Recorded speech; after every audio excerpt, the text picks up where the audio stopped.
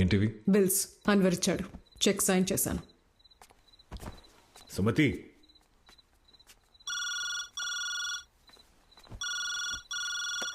Hello.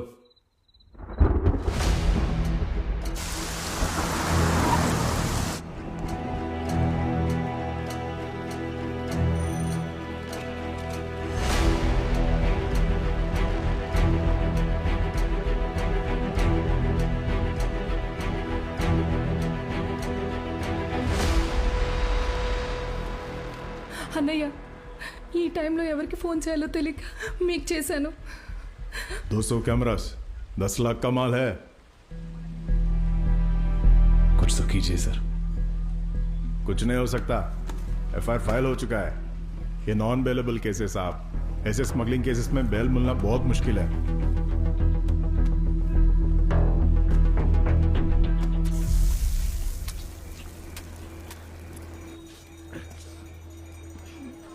మొత్తం పోయిందిరా.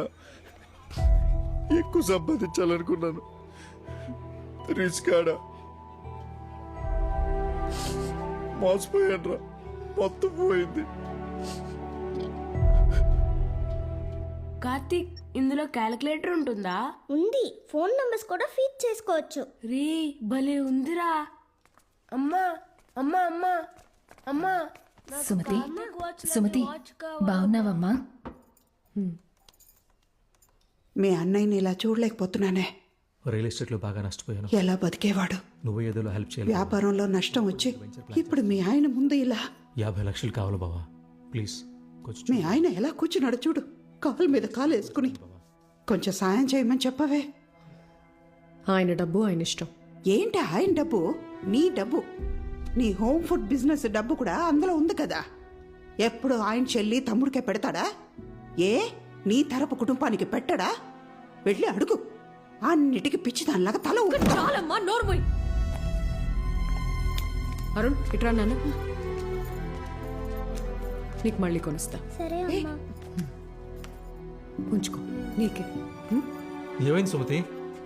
నువ్వు దివాలా తీసావంట, అందుకని మా ఆయన ఆస్తి నీకు రాసిచ్చేయాలంట. నేను కష్టంలో ఉన్నప్పుడు పిలిచి సాయం చేసావరా ఎప్పుడైనా? పిల్లాడికి తిండి పెట్టడానికి కూడా ఏడ్చావు కదొదినా. ఇంకా ఆపు, రా వెళ్దాం. కార్తిక్ రారా. బావా ఆగు బావా. బావా, కడుపులో ఇంత విషం పెట్టుకున్నావే. 4 రాళ్ళు వెనక ఇయ్యగానే కళ్ళు నెత్తికెక్కాయి. అసలు హోమ్ ఫుడ్ ఐడియా ఇచ్చింది నేను. నేను పెట్టిన భిక్షంతోనే బాగుపడ్డావా నువ్వు?